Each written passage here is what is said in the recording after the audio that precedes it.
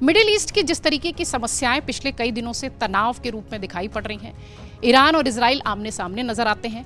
इसी बीच G7 की बैठक होती है और कनाडा में प्रधानमंत्री मोदी पहुंचते हैं। उस ट्रंप के लिए मुनीर ने कहा इनको नोबेल प्राइज दीजिए। अब आप सोच लीजिए, जो कल तक कह रहा था पाकिस्तान की हमारा न्यूक्लियर जो है वो ईरान के काम आएगा, आज वो ट्रंप को नोबेल प्राइज दे रहा है और ट्रंप कह रहे हैं सरेंडर कर दो, तुम्हें किसी कीमत पर बम नहीं बनाने देंगे। और मोदी जी का ट्रंप के न्योता को ठुकरा देना और उसका ऐलान कर देना कि उन्होंने न्योता भेजा और मैंने उसको ठुकरा दिया, ये भी अपने आप में एक बहुत बड़ी बात है। भारत के लोगों का स्टैंड इस समय यह है कि आयतुल्लाह खामेनेई की पराजय होनी चाहिए। 1979 के नाम पर जो इस्लामिक क्रांति है वो जाए और वहाँ एक उदार, एक लोकतांत्रिक व्यवस्था वहाँ स्थापित हो। ये भारत का इस समय पक्ष है। युद्ध में भारत किसी का पक्ष नहीं लेगा, लेकिन भारत ये भी कोशिश करेगा कि किसी भी देश से संबंध खराब न हो। भारत का जो आर्थिक हित है और 2047 का जो विकसित भारत के लिए प्रधानमंत्री मोदी इतनी मेहनत कर रहे हैं, उस पर किसी तरह का आज नहीं है, वो टारगेट लेकर चल रहा है। हमारे दो दोस्त अगर आपस में लड़े तो या तो हम इस हैसियत में हो कि दोनों को शांत कर दें या अपना शांति के साथ गुण और दोष के आधार पर तय करें। तो भारत वही कर रहा है, गुण और दोष के आधार पर उसने इजराइल के प्रति भी अपनी सहानुभूति दिखाई और ईरान के प्रति भी, और बिल्कुल निश्चित रूप से बैक चैनल डिप्लोमेसी काम कर रही है। पूरी दुनिया में जो वैश्विक समीकरण है इस वक्त, वो राजनीति जैसे हो गए जहां पर कोई भी आपका स्थायी शत्रु या स्थायी मित्र नहीं है। नमस्कार, स्वागत आप सभी का। आप देख रहे हैं खबरों के खिलाड़ी, जहां खबरों को गढ़ने वाले हर एक खबर के पहलू से आपको रूबरू कराते हैं। फिर खबर चाहे राष्ट्रीय हो या अंतर्राष्ट्रीय हो, मेहमानों का परिचय कराती हूं, फिर आपको विषय की ओर ले जाते हैं। पूर्णिमा त्रिपाठी जी हमारे साथ बैठी हैं, रामकृपाल सिंह जी हमारे साथ हैं, विनोद अग्निहोत्री सर सलाहकार संपादक अमर उजाला, और अवधेश कुमार वरिष्ठ पत्रकार जिनको आप खूब पसंद भी करते हैं और जिनकी बयान और बाइट्स पर आप कमेंट्स भी बहुत सारे करते हैं। समीर चौगाकर जी हमारे साथ हैं और अमर उजाला डिजिटल के संपादक जयदीप कार्णिक जी भी हमारे साथ हैं। अब चूंकि शुरुआत में मैंने कह ही दिया कि राष्ट्रीय और अंतर्राष्ट्रीय विषयों पर हमारे ये खबरों के खिलाड़ी हर पहलू से आपको रूबरू कराते हैं, तो थोड़ा संकेत तो मिल ही गया होगा कि हो सकता हो आज बात अंतर्राष्ट्रीय विषय पर भी हो। दरअसल बात हम अंतर्राष्ट्रीय विषय पर जरूर करेंगे, लेकिन उसका इम्पैक्ट, उसका असर हमारे देश पर भी है, इसलिए वो राष्ट्रीय भी है। मिडिल ईस्ट की जिस तरीके की समस्याएं पिछले कई दिनों से तनाव के रूप में दिखाई पड़ रही हैं, ईरान और इजराइल आमने सामने नजर आते हैं। इसी बीच G7 की बैठक होती है और कनाडा में प्रधानमंत्री मोदी पहुंचते हैं। वहां तस्वीरों के लिहाज से जिस तरीके के जेस्चर तमाम नेताओं के दिखाई पड़े, चूंकि G7 का स्थायी सदस्य भारत नहीं है, उसके बावजूद भी प्रधानमंत्री मोदी की जो उपस्थिति है पिछले कई समय से, अगर आप देखिए पिछली G7 बैठक में भी बहुत सारी तस्वीरें सामने आई थी। ये सब वो खबरें हैं जो कि इस वक्त दिखाई पड़ रही हैं, लेकिन इनका असर क्या है और पर्दे के पीछे की इन जो कहानियां या जो घटनाक्रम है, इनका असर कैसा भारत पर दिखाई पड़ेगा, इसी पर एक छोटी सी चर्चा करते हैं। चर्चा की शुरुआत रामकृपाल सिंह जी से ही करेंगे। सर, G7 की बैठक में प्रधानमंत्री मोदी पहुंचते हैं, एक जेस्चर दिखाई पड़ता है। G7 के स्थायी मेंबर नहीं है वो, उसके बावजूद भी फिर ट्रंप उनको कहते हैं साथ के लिए। तो कल प्रधानमंत्री मोदी ने बयान भी दिया कि नहीं, मैंने मना कर दिया क्योंकि मुझे ओडिशा आना था। ये सारे बयान और ये सारा घटनाक्रम भारत के परिप्रेक्ष्य में आप कैसे देखते हैं? और ट्रंप का वो जो सीज फायर वाला जो विपक्ष लिए लगातार उठाए घूम रहा है, वो क्या इससे कुछ कनेक्शन दिखता है? देखिए, इस पूरे घटनाक्रम में मैं एक बात तो कहूँगा कि भारत की साख बढ़ रही है। एक तो ऐसे ही समझ लीजिए कि कनाडा, जिससे हमारे सारे हमने रिश्ते तोड़ दिए थे और डिप्लोमेटिक भी नहीं था, उस देश में वो था। और इसमें G7 में होता है कि होस्ट जिसको चाहे वो, जो उसके मेंबर के अलावा जिसको होस्ट चाहेगा बुलाएगा। तो एक बड़ी बात थी। हमारे यहाँ शुरू हो गया कि नहीं बुलाएंगे, नहीं जा रहे हैं, जो भी रहा हो, अंत में वो बुलाए गए और जो भी मोदी जी को जो कहना था वहाँ उन्होंने कहा। सबसे बड़ी बात यह है कि जो मिस्री जी ने जो कहा कि मोदी ने क्या कहा था, मोदी ने तो अपने मुंह से नहीं कहा, लेकिन हम ये मान के चलते हैं कि जो हमारे उसका बातचीत हुई होगी। हाँ, सचिव जो बोल रहे हैं, और वो उन्होंने दो वाक्य समझ लीजिए आप मोदी जी ने। एक तो ये कहा कि ट्रंप को कि आपने 22 तारीख को मुझे फ़ोन किया था और पहलगांव की जो घटना हुई थी उस पर आपने शोक संवेदना व्यक्त की थी और आपने कहा था कि आप आतंकवाद के खिलाफ हैं और भारत के साथ हैं। उसके बाद आज यानी G7 में ट्रंप और मोदी की बात हुई। साफ साफ कह दिया कि इसके बीच में कोई बात नहीं हुई, यानी 18 तारीख को था जब वो आ रहे थे, यानी 22 अप्रैल के बाद मोदी और ट्रंप की वार्ता हुई 18 को। इसके बीच में उन दोनों के बीच कोई बात नहीं हुई। मिस्री के हिसाब से, हाँ नहीं, मिस्री के हिसाब से नहीं, ऑन रिकॉर्ड। अगर कोई ये बात कह रहा है तो वो तो रिकॉर्ड पे होती है ना, वो तो फैक्ट्स होता है। अगर इसमें कोई गलती होती तो अमेरिका कह देता। तो इसका मतलब है कि ये रिकॉर्ड पर है कि इसके अलावा कोई बात नहीं हुई। वैंस ने फ़ोन किया था मोदी जी को 9 तारीख को, और जिसमें यह कहा था कि पाकिस्तान आप पर बड़ा भारी हमला करने वाला है। तो जैसा कि उसमें है, मोदी ने कहा अगर गोली चलाएंगे तो हम गोला चलाएंगे, दैट्स ऑल। ये जो हमें बताया गया है ये बात हुई, और अभी तक कहीं से यूएस से भी कोई खंडन नहीं आया है। और सबसे बड़ी बात जो आज जिस पर हो रहा है, ट्रंप ने कहा कि आप हमारे यहाँ होते हुए जाइए, लंच करेंगे साथ में, नहीं जो भी है। मोदी ने कह दिया कि नहीं, हमारा बाकी शेड्यूल है, हम उसको हिसाब से जाएंगे। और आज जगन्नाथ में उड़ीसा में जाकर उन्होंने कहा कि हम इसलिए आए, हालांकि उनको क्रोएशिया जाना था, और जो भी चीज़ें रही हो। तो कुल मिला करके एक कहते हैं ना कि आदमी ज़्यादा बोलने से तकलीफ उठाता है। मोदी उसके अलावा अब तक इस पर कोई टिप्पणी नहीं की है। इसका मतलब उन्होंने कहा कि मैं जो कह रहा हूँ वो सारे तथ्य डॉक्यूमेंटेड है। आज उन्होंने कहा है कि उन्होंने बुलाया, मैंने मना कर दिया। सही बात है, इसका मतलब है कि सही है। तो जिस तरह का माहौल पूरा हो रहा है, G7 ने माना कि भाई जो चौथी अर्थव्यवस्था अभी आज की तारीख में है उसको आप इग्नोर करेंगे तो ग्रेट 7 कौन कौन से हैं भैया? जब चौथे नंबर की भारतीय अर्थव्यवस्था है तो ये रिकॉग्नाइज उन लोगों ने किया। और दूसरा, ट्रंप ज़्यादा बोल करके, अभी तो देखिए क्या चीज़ें हैं, वो अपनी जग हसाई करा चुके हैं और उनको कोई गंभीरता से नहीं ले रहा है। हम चाहे भले आज 4 ट्रिलियन की अर्थव्यवस्था हो, वो 32 ट्रिलियन, वो 28 ट्रिलियन, 29 ट्रिलियन के हैं, लेकिन ये भी ध्यान रखना चाहिए उन पर 32 ट्रिलियन का कर्ज है। और हम आज 4 ट्रिलियन की अर्थव्यवस्था भले हों, लेकिन भारत का जो सम्मान हो रहा है वो बहुत बड़ी चीज़ है। और मैं इसको देखिए, मैं अंदरूनी पॉलिटिक्स से ऊपर उठ करके मानता हूँ जो तथ्य हैं, ये तथ्य तो हैं, इसको कोई झुठला नहीं सकता। तो मेरा ये कहना है कि भारत की नीतियाँ बहुत स्पष्ट रही हैं और बहुत साफ हैं। और जिस तरह से भारत के सामने एक और तथ्य आया है कि लोग भारत से थोड़ा खौफ भी खा रहे हैं। वे तमाम काम ये बड़ी शक्तियां करेंगी, जैसे अभी आप उद्धव इनका कर रहे थे। भारत तीसरी अर्थव्यवस्था न बन पाए, इसके लिए चाइना और अमेरिका भी साथ हो सकते हैं। ये अब तक तय जान लीजिए कुछ मुद्दों पर। जिस तरह से पाकिस्तान ग्रेट नेशन शुरू हो गया है ना, खैर उसमें सिर्फ हमारे लिए नहीं, उनकी अपनी मजबूरियां हैं, उनको ईरान से लड़ने के लिए बेस चाहिए, जो भी है। और आज तो मुनीर जी ने देखिए, जो ईरान अमेरिका को फूटी आंखों नहीं देखना चाहता, उस ट्रंप के लिए मुनीर ने कहा इनको नोबेल प्राइज दीजिए। अब आप सोच लीजिए, जो कल तक कह रहा था पाकिस्तान की हमारा न्यूक्लियर जो है वो ईरान के काम आएगा, आज वो ट्रंप को नोबेल प्राइज दे रहा है। और ट्रंप कह रहे हैं सरेंडर कर दो, तुम्हें किसी कीमत पर बम नहीं बनाने देंगे।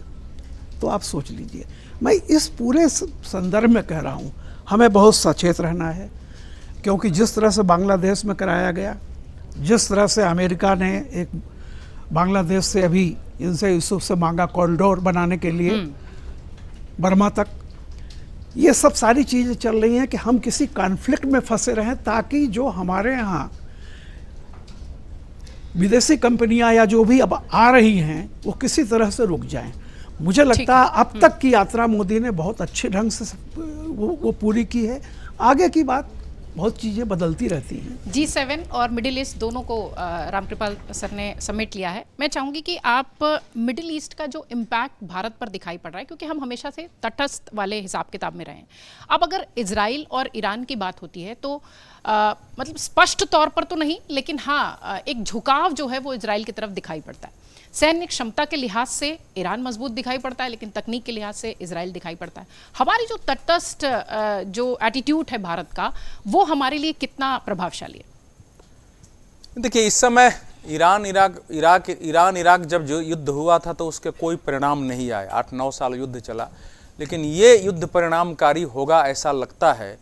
और जो कुछ भी 1989 में ईरान में इस्लामिक क्रांति के साथ जो एक पूरी दुनिया में एक अलग किस्म का इस्लाम दिखा, अरब से लेकर चारों ओर कट्टरवाद का, यद्यपि वो शिया इस्लाम का था, अगर आयतुल्लाह खामेनी का पतन होता है, उस सत्ता का, ईरान के विरुद्ध नहीं लड़ रहे हैं, आयतुल्लाह खामेनी का किसी रूप में पतन होता है या कमज़ोर दिखते हैं, तो यहाँ से एक अंतर्राष्ट्रीय स्तर पर एक नई धारा की शुरुआत होगी और उसके व्यापक असर होंगे। भारत किधर है नहीं है, इससे बड़ा प्रश्न यह है कि अगर कोई एक देश का एक नेता कह रहा है कि इजराइल को धरती पर रहने का अधिकार नहीं है, चाहे आयतुल्लाह खुमैनी रहे हो, आयतुल्लाह अल खामेनी हो, अभी जो पेजेस्कियान साहब हैं जो राष्ट्रपति, इसके पहले अहमदी नेजाद थे, ऑन रिकॉर्ड कहते रहे कि इजराइल को नेस्त नाबूद कर देंगे, एक शैतान देश है जिसको धरती पर रहने का अधिकार नहीं है। तो इस परिप्रेक्ष्य में देखना पड़ेगा कि कोई एक देश लगातार कर रहा है, उसके लिए कोशिश कर रहा है, डायरेक्ट न लड़ते हुए भी। आप लेबनान में हिजबुल्लाह को खड़ा करते हैं, फिर एक सुन्नी मुसलमानों को भी साथ लेना है, उसके लिए ब्रदरहुड के, इस्लामिक ब्रदरहुड की तर्ज पर उसके हमास खड़ा करते उसको सपोर्ट करते हैं। दूर यमन में आप हुतियों को खड़ा करते हैं, तो ये खड़ा करके उनके माध्यम से इजराइल को खत्म करने की कोशिश करते हैं, उनको सारा सपोर्ट करते हैं। दूसरे देशों से जो देश के नाम पर अस्त्र लेते हैं वो देते हैं, उसके विरुद्ध भाषण देते हैं। तो अब इजराइल का क्या दायित्व है? कोई देश कह रहा है कि भारत को खत्म करेंगे, तो ये देखे दुनिया में क्या है, उसका क्या दायित्व बनता है कि पहले उस ताकत को खत्म करो जो हमको खत्म करना चाहता है। हमारे देश की भी यही नीति थी। जो विजयादशमी के दिन सीमोल्लंघन होता है, सीमोल्लंघन जो बताया जाता है, वो अर्थ है कि दुश्मन हम पर हमला करे, उसके पहले दुश्मन के घर में घुस के उसको खत्म करो कि हम पर हमला न करे। तो इजराइल वही कर रहा है जो करना चाहिए। इजराइल ने इसके करने के पहले क्या किया? हमास को जो है बिल्कुल कमजोर करने की कोशिश की, हिजबुल्लाह को, हुतियों को, सबको अमेरिका के साथ मिलकर हुती को किया। फिर इनके पहले कभी परमाणु वैज्ञानिकों को मार दिया, कभी जो इस्लामिक रिवॉल्यूशनरी गार्ड कॉर्प है IRGC, जो आयतुल्लाह खुमैनी साहब के ही पूरे तरह, ऐसे तो पूरा नेतृत्व उनके ही है, खामेनी के, उनके नेतृत्व में चलता है। इस्लामिक क्रांति के बाद स्पेशल गार्ड था जिसका वर्चस्व था, उसके हेड को खत्म किया। और इस बार भी आपने कहा है कि मजबूत है, लेकिन युद्ध की रणनीति पहले देख लीजिए। इजराइल का जो निशाना है वो ये है कि ईरान की जो डिफेंस कैपेबिलिटी है, जहां से इक्विपमेंट बना सकते हैं, जहां से हमला कर सकते हैं, जहां से रणनीति बनाती है, जहां से उनकी आंतरिक सुरक्षा मजबूत होता है, जहां से उनके न्यूक्लियर वेपन बन सकते हैं या न्यूक्लियर सेंटर है, जो उसके दिमाग है उनको खत्म करो। वो आम जनता पर हमले नहीं कर रहा है कि ईरान भी हमला करके तेहरान में और बाकी शहर में जो है 500-2000 लोगों को नष्ट कर दे। जो ईरान का हमला ज्यादातर है, कोशिश उन्होंने हाइफा में भी किया है, 2-3 और सेंटरों पर किया है, लेकिन ईरान का जो हमला है वो ज्यादातर नागरिक क्षेत्रों में हो रहा है। इसलिए इजराइल की क्षति दिखाई देती है। इराक के अभी तक ईरान के सभी महत्वपूर्ण तीनों सेनाओं से जुड़े हुए, IRGC जुड़े हुए, खुफिया से जुड़े हुए 14 ऐसे प्रमुख लोग मारे जा चुके हैं। 4 दिन पहले आपने एक को कमांडर इन चीफ युद्ध काल का बनाया, वो भी मारा जा चुका है। 7 बड़े वैज्ञानिक मारे जा चुके हैं। इसके अलावा जो वहां इंटेलिजेंस का चीफ मारा जा चुका है, तेहरान के पुलिस का चीफ मारा जा चुका है, तो वो उसको निशाना पर मना रहे हैं। तो इसीलिए ये मतलब उसको उस रूप में देखेंगे हम कि किसको तो युद्ध को नहीं समझेंगे। भारत का है कि इजराइल हर स्तर पर हमारे साथ रहा है, इसमें कहीं कोई दो मत नहीं रहा है। भारत के ज्यादातर लोगों का इजराइल के प्रति सहानुभूति रहेगी, इजराइल देश में जीवित रहे। हालांकि भारत की नीति कभी भी युद्ध में क्रूरता की नहीं रही है, लेकिन चूंकि मध्य पूर्व में हमारे यहाँ भी मुसलमानों की एक बड़ी संख्या है और हम हिंदू, मुसलमान, सिख, ईसाई सबको मिला के लेके चलते हैं, तो हमारी नीति उस रूप में, चाहे देश के अंदर हो, देश के बाहर हो, ये नहीं देखना चाहिए कि ये एक एंटी मुस्लिम हमारा देश है, उस रूप में हमारी छवि बनती है। हालांकि भारत के लोगों को ये समझना चाहिए कि कहा था कि ईरान से हमारे बहुत अच्छे संबंध है। ईरान से अच्छे संबंध किस मायने में? कभी भी क्रूशियल सिचुएशन पर ईरान ने भारत का साथ नहीं दिया है। कश्मीर पर तो कभी नहीं दिया है। पिछले वर्ष ही जो खमैनी साहब हैं, उन्होंने फिलिस्तीन के मुसलमानों की तरह ही भारत के मुसलमानों को तुलना कर दिया है। पाकिस्तान के साथ उनका इतना ही है कि पाकिस्तान में सुन्नी जो है वो ज्यादा शियाओं पर नहीं उनका वर्चस्व हो जाए, इतना ही तक पाकिस्तान के साथ उनकी समस्या रहती है। बाकी उन्होंने ही बलूचिस्तान के एक भाग पर कब्जा किया है, वो भी उतना ही अत्याचार करते हैं जो करते हैं। तो और ओआईसी में जो है भारत विरोधी प्रस्ताव में उनकी भूमिका रही है, तो उस रूप में हमारे साथ तो ईरान रहा नहीं है। लेकिन ईरान जैसा देश नष्ट हो जाए ये इस समय दुनिया के हित में नहीं है। लेकिन वहां का शासन जो है, जो खुलेआम एक कट्टर, एक जिहादी और आक्रामक, उग्र और हिंसक इस्लाम को बढ़ावा देता है, उसकी दृष्टि से भी भारत का स्टैंड, तो भारत सरकार का स्टैंड अपनी विदेश नीति के दृष्टि से दोनों के साथ ठीक है। लेकिन भारत के लोगों का स्टैंड इस समय यह है कि आयतुल्लाह खामेनेई की पराजय होनी चाहिए। 1979 के नाम पर जो इस्लामिक क्रांति है वो जाए और वहां एक उदार, एक लोकतांत्रिक व्यवस्था वहां स्थापित हो। ये भारत का इस समय पक्ष है और उस पक्ष की दृष्टि से भारत के लोग बात करते हैं। ठीक है, भारत तटस्थ रहा है, लेकिन झुकाव और एक तरीके से सहानुभूति की बात जो है वो इजराइल की तरफ दिखाई पड़ती है। मैं थोड़ा सा G7 और इजराइल और फिलिस्तीन के साथ आपसे सवाल चाहूँगी और जवाब भी आप दीजिए। जब इजराइल फिलिस्तीन की बात होती है तो वो बैग लेकर घूमना और प्रियंका गांधी जी की तस्वीरें खूब सारी वायरल होती हैं। हम जब भारत के तटस्थ होने की बात करते हैं या भारत के किसी झुकाव की तरफ की बात करते हैं तो एक लार्जर सिनेरियो में बात होती है, मतलब वहाँ कोई कांग्रेस कोई बीजेपी जैसी बात नहीं होती। फिर भी जब अंतर्राष्ट्रीय मुद्दे या विदेश नीतियों की बात आती है तो कहीं ना कहीं विपक्ष या खासतौर से कांग्रेस एक अलग स्टैंड के साथ अपनी किरकिरी कराती है। कैसे देख रही हैं आप? कांग्रेस का जो अभी का स्टैंड है, पहले उसके पहले मैं जो सरकार की जो विदेश नीति को लेके जो थोड़ा सा बीच में ढुलमुलपन वाला रवैया बीच में हमें दिखाई दिया था, जिसमें क्लैरिटी नहीं थी, मैं इस समय कहना चाहूँगी कि उसमें थोड़ी क्लैरिटी हमें दिखाई दे रही है। और जिस तरह से G7 में जो रेजोल्यूशन पास हुआ इजराइल के फेवर में, भारत ने उससे अपने को एब्सटेन किया, खुलकर उस पर कुछ बोला नहीं, ना क्रिटिसाइज किया, ना सपोर्ट किया, एब्सटेन किया। ये अपने आप में एक बहुत अच्छा मूव था जो मुझे लगता है कि समय के हिसाब से सही भी था। और इसके लिए सरकार की हमें प्रशंसा करनी होगी कि G7 में वो स्पेशल इन्वाइटी के तौर पे गए थे, लेकिन उन्होंने इस मुद्दे में अपने आप को उलझाना सही नहीं समझा। दूसरी चीज़, जिस तरह से मोदी जी का बयान आया है, विक्रम मिस्री ने जिसको बाद में मोदी जी को कोट करते हुए सबके सामने रखा है, तो एक चीज़ तो ये साफ हो गई है कि इंडिया ने किसी के दबाव में कोई एक्शन नहीं लिया है, जो कि इतने समय से एक शक का जो गुबार था वो छाया हुआ था कि जो सीज़ फायर हुआ वो किसके दबाव में हुआ। ये चीज़ साफ हो गई है, जो कि एक बहुत अच्छा डेवलपमेंट है, मूव है। ये देर आए दुरुस्त आए, देर से ही सही, इस चीज़ पे एक क्लैरिटी हो गई है। कांग्रेस का जो रवैया आप कह रहे हैं, कांग्रेस तो थोड़ी सी पॉलिटिकली इमेच्योर हरकतें करती रहती है। जयराम रमेश ने एक बहुत ही बचकाना सा मूर्खतापूर्ण एक पुराना कोट करते हुए एक बयान भी दे दिया था, फिर खुल के उस पर माफ़ी भी मांगी, ये सब अलग बातें हैं। लेकिन मुझे लगता है कि इस इजराइल ईरान के बीच में इंडिया को दोनों देशों के साथ अपने रिश्तों को नज़र रखते हुए न्यूट्रल रहना चाहिए, जो मुझे लग रहा है कि इंडिया बखूबी कर पा रहा है। इंडिया ने खुल के किसी भी ब्लॉक के साथ अपने को नहीं एसोसिएट किया है। और मोदी जी का ट्रंप के न्योता को ठुकरा देना और उसका ऐलान कर देना कि उन्होंने न्योता भेजा और मैंने उसको ठुकरा दिया, ये भी अपने आप में एक बहुत बड़ी बात है। क्योंकि देखिए, ईरान के साथ भी भारत के पुराने रिश्ते रहे हैं। अभी अवधेश जी ने कहा कि ईरान ने कभी साथ नहीं दिया। 94 में OIC की कॉन्फ्रेंस में इंडिया के खिलाफ कश्मीर पे रेजोल्यूशन तैयार था, कंडेम करते हुए इंडिया को, और कश्मीर को UN में ले जाने के लिए जितने OIC के देश थे तैयार बैठे हुए थे। ईरान में इंडिया ने अपनी डिप्लोमेसी उस समय एक्टिवेट की, ईरान ने उस वक्त इसमें लीड ली और उस रेजोल्यूशन को उन्होंने ना सिर्फ ड्रॉप कराया बल्कि कोई कंडेमनेशन का, कोई इंडिया के खिलाफ कोई प्रस्ताव किसी ने उठाया भी नहीं। ये ईरान ने हमारा साथ दिया है। अभी भी देख लीजिए, ईरान का खुल के इंडिया ने बेशक साथ नहीं दिया, लेकिन हमारे जो भारतीय लोग वहां बैठे हुए हैं, जो स्टूडेंट्स हैं, सिविलियंस हैं, उनके लिए एयर स्पेस खोल दिया, अपने ही विमानों से उनको इंडिया वापस भेजा जा रहा है। तो बैक चैनल डिप्लोमेसी मुझे लग रहा है कि जितनी ईरान के साथ एक्टिव है और काम कर रही है, उसी तरह की बैक चैनल डिप्लोमेसी ईरान के साथ भी एक्टिव है और काम कर रही है, जो कि एक बहुत अच्छा मूव है।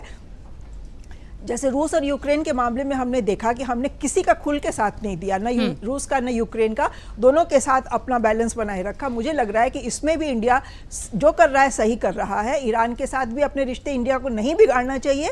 ईरान हमारा एक बहुत ट्रस्टेड अलाई रहा है कई मौकों पर, और इजराइल से भी हमारे अब बहुत व्यापारिक रिश्ते बढ़ गए हैं। साथ देने का देखिए, इजराइल ने ह्यूमैनिटेरियन उस पर कभी भी इंडिया का साथ नहीं दिया है। हाँ, व्यापार है, डिफेंस इक्विपमेंट्स है, डिफेंस से रिलेटेड नॉलेज है जो इजराइल हमें बेचता है और हम खरीदते हैं। तो वो कारगिल के टाइम में भी हुआ था, वो अभी जो ऑपरेशन सिंदूर हुआ है उसमें भी इजराइल ने भारत की मदद की, लेकिन वो एक सौदा था, वो उस सौदे में इजराइल हमेशा भारत के साथ रहा है। हमको वो भी ध्यान रखना चाहिए। जहाँ तक कांग्रेस का सवाल है, कांग्रेस में थोड़ी सी इस विदेश नीति को लेके क्लैरिटी नहीं है, ये बात मुझे दिखाई दे रही है। किसको क्या कब बयान देना है ये भी उनको समझ में नहीं आ रहा है। पुराने बयान उठा के वरिष्ठ नेता पुराने बयान दे देते हैं, उनको बैकग्राउंड नहीं मालूम है। तो कांग्रेस तो छोड़ दीजिए, कांग्रेस तो अभी इम्पोर्टेंट नहीं है। इम्पोर्टेंट ये है कि ये जो ट्रंप और जो नेतान्याहू के बीच में जो चल रहा है, जो साठगांठ चल रही है, वो इंडिया के लिए कितनी आगे चल के नुकसानदेह हो सकती है। अगर ट्रंप पाकिस्तान में जाके अपना बेस बना के वहां पे अपनी सेना को बिठा देते हैं और इस लड़ाई में एक्टिवली इन्वॉल्व हो जाते हैं, तो ये भारत के लिए चिंता का विषय होगा। और रामकृपाल सर भी कह रहे थे कि अमेरिका चीन कब साथ आ जाए, कोई बात नहीं। इसमें तो रूस और चीन साथ में आ गए हैं, अभी फिलहाल दोनों इकट्ठे हैं इस मामले में, और बहुत सारे अरब कंट्रीज, मिडिल ईस्ट की कंट्रीज भी अब ईरान के पक्ष में खड़ी हो गई हैं। तो इंडिया को इसमें बहुत फूक के कदम रखने की जरूरत है। विनोद सर, मुझे लगता है कि इजराइल और ईरान की जो भारत की तरफ से तटस्थ नीति रही है उस पर अवधेश जी और पूर्णिमा जी दोनों ने बहुत अच्छी तरह से रोशनी डाली है। मैं चाहूँगी आप उसमें एक एक्सटेंड दें कि ईरान भी तेल के लिहाज से हमारे लिए ज़रूरी है और इजराइल भी हमारे लिए ज़रूरी है, पर एक जो कहते हैं ना, एक सहानुभूति, एक जो झुकाव होता है, वो भारत का हमेशा से इजराइल की तरफ रहा है। क्या ये वाला जो मैसेज है ये ट्रंप को, चीन को, सबको है कि भारत का झुकाव उस तरफ है? और अगर है तो क्या उनका कोई ऐसा प्लान हो सकता है जिससे भारत को नुकसान हो? हमेशा से तो नहीं रहा इजराइल की तरफ। जब से बीजेपी की सरकार आई देश में अटल जी के ज़माने से, तब से ज़्यादा हुआ। थोड़ा नरसिम्हा राव के टाइम हमारे कूटनीतिक संबंध बने थे, और मोशे दयान की यात्रा 1978 में हुई थी अटल मोरारजी के ज़माने में। तो इजराइल के साथ चैप्टर खुलता रहा है, लेकिन ओपनली चैप्टर जो खुला वो नरसिम्हा राव के टाइम जो हमारे डिप्लोमेटिक रिलेशन बने, और उसके बाद फिर अटल जी के ज़माने से वो दोस्ती बढ़ी आगे और फिर बढ़ती रही। मनमोहन सिंह के टाइम में भी कंटिन्यू रही, और मोदी जी के टाइम में, मोदी जी पहले ऐसे प्रधानमंत्री हैं देश के जो इजराइल भी गए और फिलिस्तीन भी गए, दोनों जगह गए। और उस लिहाज से मोदी जी की डिप्लोमेसी जो है, खासकर मिडिल ईस्ट की, मैं उसको बहुत शार्प और सफल मानता हूँ।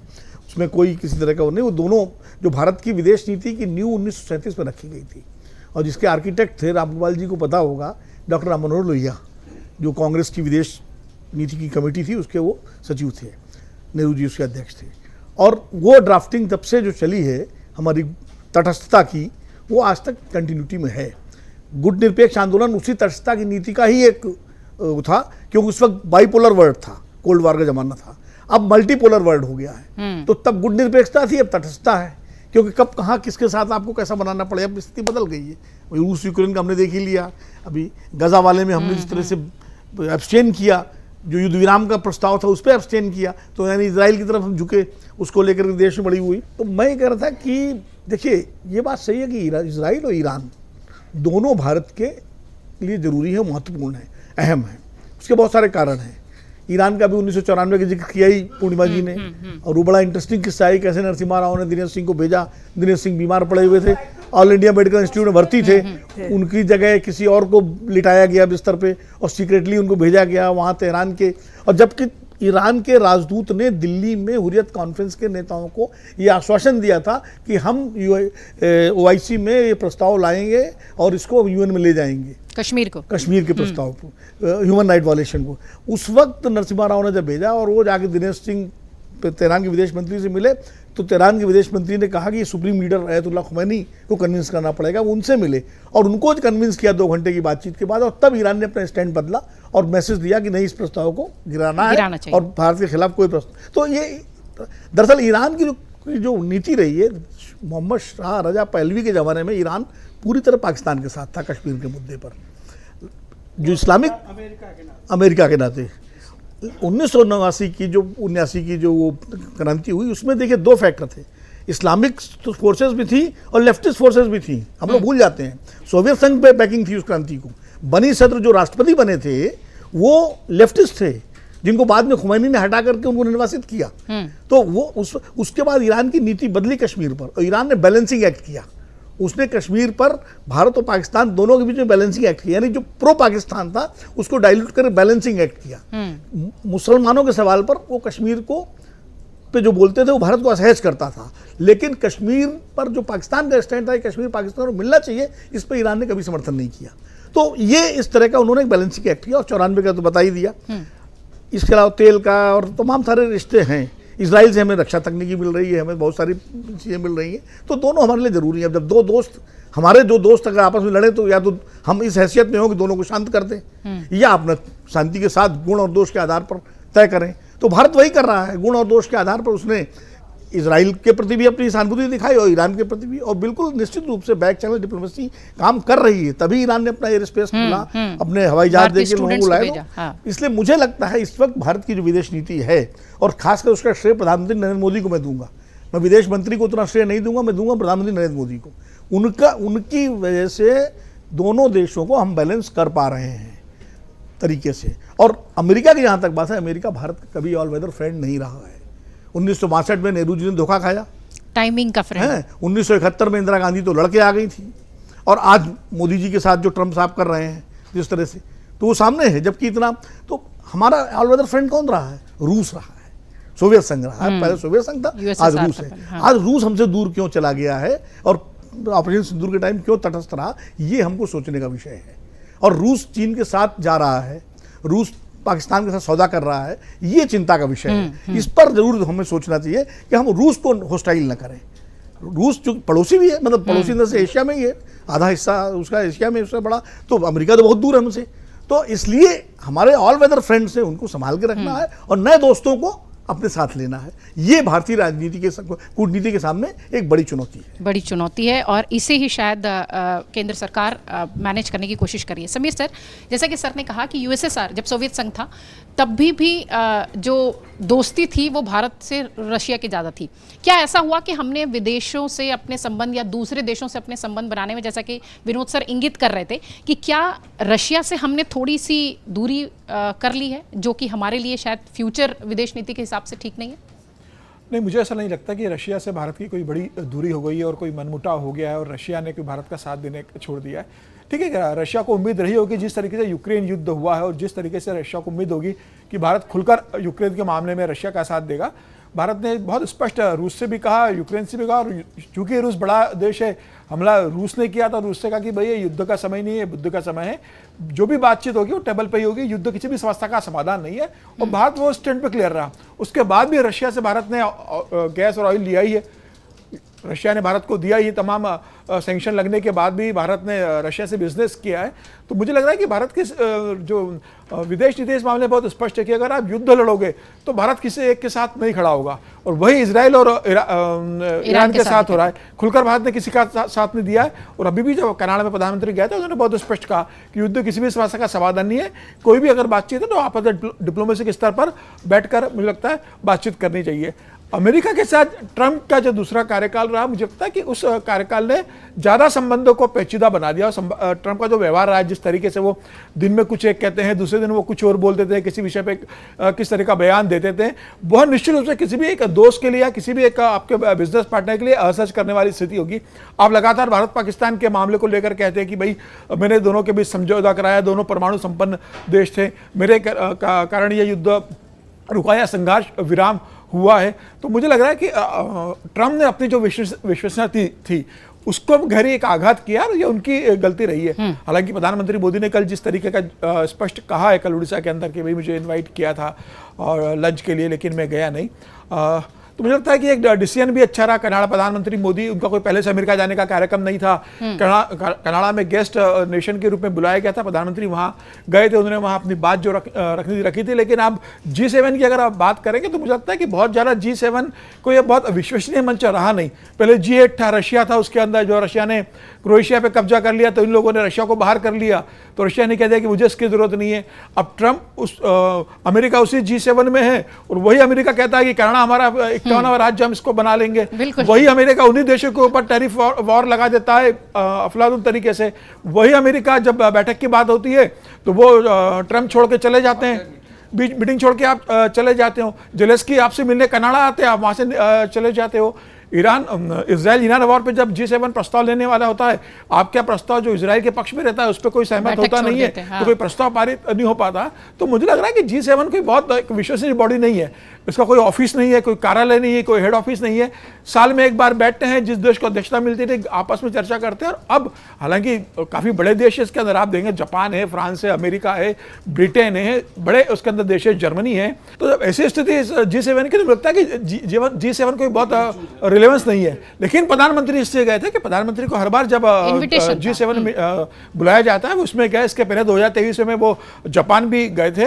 तो मुझे लग रहा है प्रधानमंत्री जाने का जो पर्पस था वो ये था कि कनाडा से जिस तरीके से झज्जर को लेकर जो संबंध खराब हुए थे, ट्रूडो के प्रधानमंत्री रहते, तो उसे वो बेहतर करने की कोशिश प्रधानमंत्री ने की थी। और मुझे लग रहा है उसका एक असर दिखा कि जिस तरीके से कनाडा ने कहा है कि भाई वापिस राजनीतिक संबंध बहाल दोनों देशों के बीच में होंगे, तो मुझे लग रहा है कि एक जो प्रधानमंत्री की यात्रा थी बहुत सक्सेसफुल इस मामले में देखी जानी चाहिए। जहां तक भारत का संबंध है तो भारत ने कहा है कि भाई सबका साथ सबका विकास, दुनिया में भारत सबको साथ लेके चल रहा है। फिर भारत, अब देखिए जब कनाडा गए तो क्रोएशिया जैसे छोटे से देश में जिसकी पॉपुलेशन 38 लाख है, उस देश में भारत के प्रधानमंत्री पहले जो वहां पर गए और उनसे कह के आए कि भाई इतना बड़ा देश, 140 करोड़ की आबादी का प्रधानमंत्री एक 38 लाख की आबादी के प्रधानमंत्री से मिलने जाता है और कहता है कि हम मिलकर विकास करेंगे। इसी तरह जब प्रधानमंत्री जापान जाते हैं, जब जापान में जब बैठक होती है G7 की, तो पापुआ न्यू गिनी जैसे छोटे देश के अंदर प्रधानमंत्री होकर आते हैं, वहाँ पर कोरोना आता है तो छोटे देशों को वैक्सीन देते हैं। तो प्रधानमंत्री का तो साफ है कि भाई सबका साथ सबका विकास करना है, सबको साथ लेके चलना है। युद्ध में भारत किसी का पक्ष नहीं लेगा, लेकिन भारत ये भी कोशिश करेगा कि किसी भी देश से संबंध खराब हो। भारत का जो आर्थिक हित है और 2047 का जो विकसित भारत के लिए प्रधानमंत्री मोदी इतनी मेहनत कर रहे हैं, उस पर किसी तरह का आज नहीं, वो टारगेट लेकर चल रहा है। और मुझे लग रहा है कि इस मामले में प्रधानमंत्री मोदी की जो विदेश नीति है वो बहुत शानदार, परफेक्ट है, शानदार है जी। तो G8 में मोदी से पहले मनमोहन सिंह भी जाते रहे हैं, अटल जी भी जाते रहे हैं, कोई मतलब नई बात नहीं है, भारत को बुलाया जाता रहा है। तो ये एक तथ्य ध्यान रखना चाहिए। और दूसरी बात ये है कि अमेरिका का जो स्टैंड है भारत को लेकर के वो हमेशा बदलता रहा है। और अमेरिका चूंकि एक ज़रूरत है दुनिया की आज की तारीख में, उसको हम अनदेखा भी नहीं कर सकते। तो हमें नहीं लेंगे ना, हाँ, कन्फ्रंटेशन नहीं, हम उसको अनदेखा भी नहीं कर सकते। तो हमको अपने रिश्ते जो अमेरिका के साथ बनाने के समय ये ध्यान रखना चाहिए कि भाई, वो हामिद करजई का एक कोट है जो उन्होंने आगरा में अमर उजाला के कार्यक्रम में कहा था कि बड़े धोखे हैं इस राह में, बाबूजी चलना संभल संभल के, जरा धीरे चल, जरा धीरे धीरे। तो वो मुझे लगता है उस पर ध्यान देना चाहिए, ठीक, और शायद भारत ध्यान दे रहा है, मुझे लगता है। और एक चीज और मैं कह रहा हूँ, सॉरी जी जी जी, मोदी जी ने जो ट्रंप का प्रस्ताव ठुकराया अमेरिका न जाने का, वो बहुत बेहतर फैसला था उनका, क्योंकि ट्रंप साहब ने जनरल मुनीर को बुला रखा था। Strong message. कोई भरोसा नहीं, या तो साथ बिठा देते या तो साथ बिठा देते, साथ ना भी बिठाते, अगर अलग भी लंच कराते तो भी वो कल कह देते देखिए हमने पाकिस्तान ग्रेट नेशंस को बुला लिया, साथ में बैठा, बिल्कुल ठीक। इसलिए उससे भी बचना जरूरी था, जो ट्रंप की आदत है, ट्रंप की आदत है। जी जी पर करनी पड़ेगी। देखिए ये बात सही है कि 1994 में हाशमी रफसंजानी ने भारत को बताया था, लेकिन उसके बाद ऑन रिकॉर्ड में 4-5 बयान देता हूं, लगातार कश्मीर पर भारत के विरुद्ध स्टैंड ईरान का रहा है। मैं वो बयान कोट करता हूं। दूसरा, भारत ने 2010 में ईरान के विरुद्ध जो एटॉमिक एनर्जी एजेंसी में था प्रस्ताव में ईरान के विरुद्ध जो है लिया था। तीसरा, अभी संघाई सहयोग परिषद की बैठक हुई जिसमें था कि हमको जैसा गाजा का पहले किया था, गाजा की हम आलोचना नहीं किया, उसी ढंग से इस बार भी हम निंदा का प्रस्ताव इजराइल के हमले की हमने निंदा नहीं की है। ईरान चाहता था कि निंदा करे, हमने वो नहीं कहा है। अब मैं 1-2 कोट कर देता हूं। 26 जून 2017 खामेनेई, सभी को यमन, बहरीन और कश्मीर के लोगों का खुलकर समर्थन करना चाहिए। मैं पूरा नहीं कोट कर रहा हूं, थोड़ा थोड़ा कोट रहा हूं। 2010 में भी इसी प्रकार का बयान था। अब एक और आगे आपको कोट, मेरे पास बहुत सारे हैं। आयतुल्लाह खामेनेई ने, देखिए दुनिया में हर जगह जहां मुस्लिम समुदाय है उन्हें दूसरे की तुलना में बहुत कठोर व्यवहार का सामना करना पड़ता है। जो कोई भी कश्मीर के हालात से वाकिफ है वह जानता है कि कश्मीर के जो मुसलमान कहते हैं वह सच्चाई और न्याय के अलावा कुछ नहीं है। जो उन्हें चुप कराते हैं उनका उद्देश्य गलत है, बहुत और लंबा लंबा है। तो ये है, माने ऐसे 20 बयान है। तो इसलिए हम जो कई बार मान लेते हैं, इस समय भारत का ईरान से तेल आयात 9 के बराबर है। सेकेंड, जब मुस्लिम देश साथ नहीं है, जॉर्डन मुस्लिम देश है, मोहम्मद साहब पैगंबर का परिवार के वंशज चलाते हैं, वो इजराइल के हवाई जहाज को तो जाने दे रहा है लेकिन ईरान के जहाज को इंटरसेप्ट कर रहा है। कोई मुस्लिम देश ईरान के साथ लड़ने को तैयार नहीं है। इसलिए इस युद्ध को जो हम लोग बनाते हैं कि हो जाएगा तो विश्व युद्ध छिड़ जाएगा, भाई लैटिन अमेरिका के लोगों को क्या लेना देना है, ईरान हारे या जीते, अफ्रीका के लोग कहां ले आएंगे। कोई विश्व युद्ध इससे नहीं होना है। और इस इस युद्ध का अभी एक लक्ष्य है, अमेरिका की अपनी नीति हो सकती है कि ये जो शासन है आयतुल्लाह खमेनेई का अंत हो, और इजराइल का है कि ये जब तक रहेगा इजराइल को धरती से मिटाने के लिए कोशिश करता रहेगा। तो अब भारत कम से कम ये तो सपोर्ट नहीं करेगा कि अब इजराइल को धरती से मिटा दीजिए। ये एक चीज उसमें समझने की आवश्यकता है। ठीक है, अगर 1994 वाला आप दोनों ने नहीं किया तो अवधेश जी शायद ये नहीं रख रहे। मैंने क्या कहा, मैंने कहा कि कश्मीर में मानवाधिकारों को लेकर के ईरान का स्टैंड हमेशा मुसलमानों के को लेकर रहा है, मैंने कहा। हाँ। लेकिन वो पाकिस्तान की उस मांग का समर्थन कभी नहीं करता है। कश्मीर हमारा है, जो पाकिस्तान कहता है, जो दावा करता है, उसका वो समर्थन नहीं किया। ये चेंज आया शाह रजा पहलवी के बाद। आज समय का थोड़ा सा, आज समय का थोड़ा सा। एक बात और, दूसरी बात ये है कि ईरान परमाणु बम बना रहा है। इजराइल ने एनपीटी पे साइन नहीं किया लेकिन परमाणु बम रखे हुए हैं अनऑफिशियली। तो आपको क्या अधिकार है किसी दूसरे देश में जाकर घुस के मारे? हमारे वैज्ञानिकों की हत्याएं कराई गई हैं जो परमाणु वैज्ञानिक थे, है कि नहीं? सामने बताइए। होमी बाबा, जहांगीर बाबा की मौत आज तक रहस्यमय है। नंबी दुरई की फिल्म बना देख चुके हैं। तो बड़ी शक्तियां कैसे जो हम देशों, आप सब कर लीजिए और दूसरा न कर पाए। ठीक है, मुझे तो लगता है ईरान पर हम एक चर्चा और करेंगे। तो हर एक को है ना सर, आज समय का अभाव है। जी करूंगी। अभी अवधेश जी ने कहा कोई मुस्लिम देश ईरान के साथ नहीं है, ये गलत है। सऊदी अरेबिया तक अब ईरान के पक्ष में है कि अगर ईरान को मिटाने का ये युद्ध चल रहा है तो हम ईरान को सपोर्ट करेंगे, जो कि अदरवाइज कट्टर दुश्मन है। कई 2-3 देश और हैं मुस्लिम देश जो खुलेआम ईरान के साथ हैं। आज थोड़ा सा समय का अभाव है, इस विषय पर फिर से एक बार क्या मैं कुछ कर सकता हूं? जी सर, ऐड जैसे इन्होंने कहा सही, एक सऊदी अरेबिया की बात, सऊदी अरेबिया उसी तरह से बात कर रहा है जैसे आपको उस मुस्लिम ड्राइवर ने कहा कि अगर यहाँ रहना है तो हमें करना है। एक कुछ क्या होता है कि डर के मारे आप कर लेते हैं, बट सऊदी अरेबिया और बेसिकली ईरान का बहुत बड़ा फ़र्क है। मैं केवल एक समअप करूँगा 1 मिनट में। देखिए, जो पूरा आज के अंतर्राष्ट्रीय परिदृश्य में है, आइडियोलॉजिकली आप एक चीज़ को देखिए। कोई परमाणु बम बनाए, अमेरिका ने जापान पे गिराया था नागासाकी हिरोशिमा पर। सवाल इस बात का है,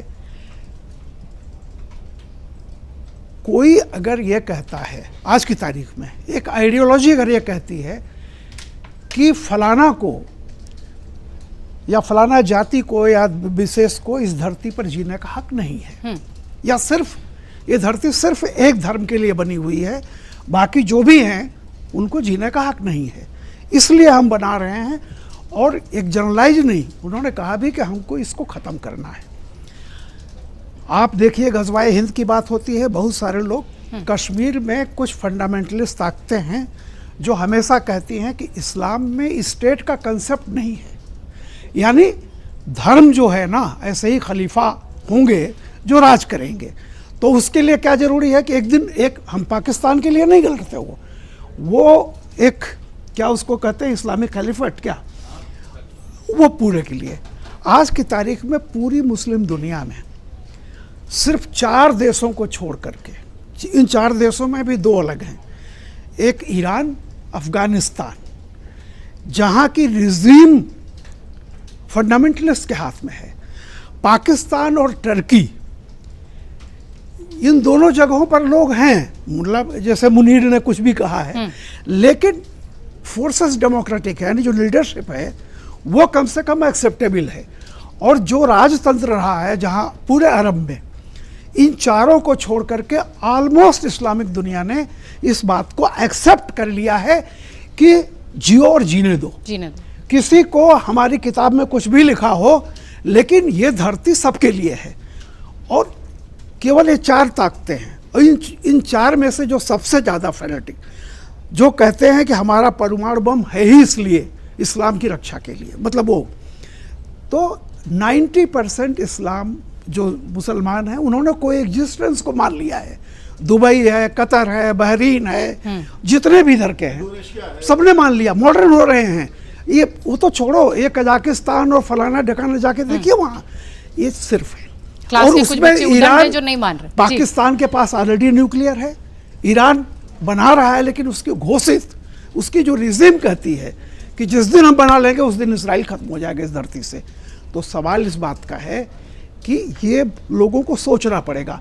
आज सबसे कम यहूदी इस धरती पर हैं, उसके बाद हिंदुओं का नंबर आता है, उसके बाद इस्लाम मतलब ये हैं, और फिर क्रिश्चियन है, थोड़े मोड़े इधर होंगे। यहूदियों को आज इसलिए बचे हुए हैं कि अमेरिका में बहुत बड़े बड़े जो कारपोरेट्स हैं इनके हाथ में हैं, और अमेरिका की पॉलिसी कोई भी यहूदियों के खिलाफ नहीं चल सकती। तो सवाल इस बात का, जब हम धरती के बारे में सोचें, और मोदी जी का कोई हम निर्गुट नहीं हैं। मोदी ने कहा था रसिया से, हम बिल्कुल निर्गुट नहीं हैं। हमारा एक स्टैंड है कि नो वार डायलॉग, और वही बात उन्होंने ईरान के संदर्भ में कही है। ये नहीं है कि हम वो तटस्थ हैं, निर्गुट हैं, बिल्कुल नहीं। भारत की पॉलिसी यह है कि वार बिल्कुल नहीं होनी चाहिए। हम न इधर हैं न उधर हैं, हम वार के समर्थक नहीं हैं। लेट अस डिप्लोमेटिकली आप बात कीजिए और समाधान कीजिए।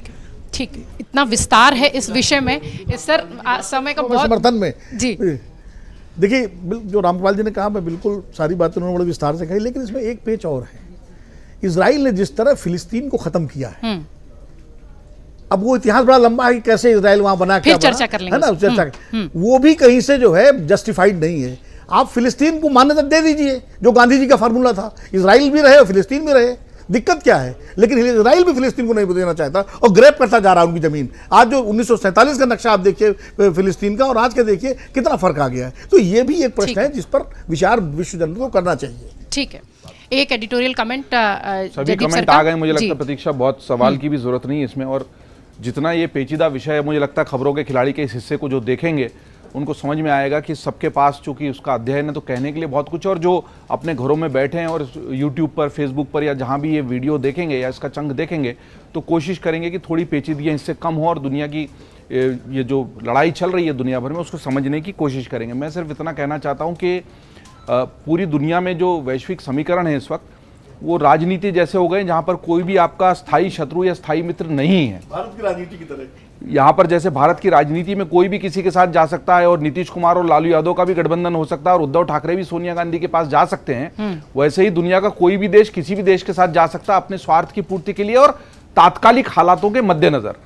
और मुझे लगता है कि पहलगाम हमला बहुत खराब था, ऑपरेशन सिंदूर हमें करना पड़ा, लेकिन बुरे में अच्छा ये हुआ कि उस वजह से हमारी सैन्य क्षमता और नए जमाने का जो युद्ध का तरीका, पर कोई पैदल सेना नहीं जा रही, कोई टैंक, वो इजराइल इतनी दूर बैठा है, वहां से मारे जा रहा मिसाइल। ईरान को लोगों ने कमतर आंका था, लेकिन उसके आयरन ड्रोम की हालत खराब कर दी है, और वहां पर भी वो, और दुनिया में आगे की लड़ाइयां ऐसी होगी, इससे आगे स्पेस वॉर होंगे जहां पर आपके सैटेलाइट कम्युनिकेशन को खत्म करने की, तो हमें पहले तो उसके लिए तैयार रहना पड़ेगा कि दुनिया की युद्ध नीति और युद्ध के तरीके बदल चुके हैं। ना भारत का कोई स्थायी शत्रु है ना स्थायी मित्र। जब जरूरत पड़ती है तो आपको अपनी क्षमता से लड़ना पड़ता, कोई लड़ने के लिए नहीं आता। और दुनिया का दोगलापन तो इससे स्पष्ट है कि अगर पाकिस्तान में परमाणु जखीरे के जखीरे पड़े हैं तो उस परमाणु जखीरे से उनको कोई दिक्कत नहीं, उस आसिम मुनीर को बुलाना है, खाना भी खिलाना है। और यह भी अब समझ में आता है कि वो आसिम मुनीर जिनके पास कोई सैन्य क्षमता नहीं है, कट्टरवादी इस्लाम की बातें एक सैन्य प्रमुख होने के बावजूद वो मंच से करते हैं, लेकिन और जो शहबाज शरीफ भी जिनको पसंद वैसे नहीं करते, लेकिन उनको फील्ड मार्शल क्यों देना पड़ा मन महसूस कर, ये समझ में आता है क्योंकि वो ट्रंप के साथ भोजन कर रहे होते हैं। तो उनको कहां से शक्ति मिल रही है, वो शक्ति किस बात से प्रेरित है। हमारे पूरे ऑपरेशन सिंदूर के मामले में अमेरिका की दरअसल भूमिका क्या रही होगी, ये सारा हमको स्पष्ट समझ में आ जाता है। और इसको समझाने के लिए मुझे नहीं लगता इस तरह के शो की या किसी रॉकेट साइंस की किताब की जरूरत है। ये बहुत स्पष्ट समीकरण है कि कोई दरअसल आपके साथ नहीं, आपके स्वार्थ के साथ है, आपके साथ व्यापार करना चाहता है, आपके 140 करोड़ के बाजार का दोहन करना चाहता है। लेकिन जब लड़ने पर बात आएगी तो भारत को अपनी रक्षा खुद करनी है, अपने हितों के साथ खड़े रहना है। पाकिस्तान के परमाणु जखीरों से दुनिया के इन चौधरियों को दिक्कत नहीं है, लेकिन ईरान के परमाणु जखीरों, उससे हमें भी दिक्कत हो या नहीं हो, ये एक बहुत अलग प्रश्न हो सकता है। लेकिन दरअसल ये सारे देश अमेरिका के सैन्य बेस हैं, ये देश है ही नहीं। इजराइल को अगर अमेरिका से हथियारों की सप्लाई और हजारों लाखों करोड़ डॉलर का इजराइल फंड है, वहां पर एक उसका नाम ही इजराइल फंड है। और ये सही कहा हमने कि वहां के जो नीति निर्धारक लोग हैं, बैंकों के बड़े बड़े कॉर्पोरेट्स के लोग हैं, वो सब यहूदी हैं और वो नहीं होते तो शायद वो इजराइल की इस तरह रक्षा।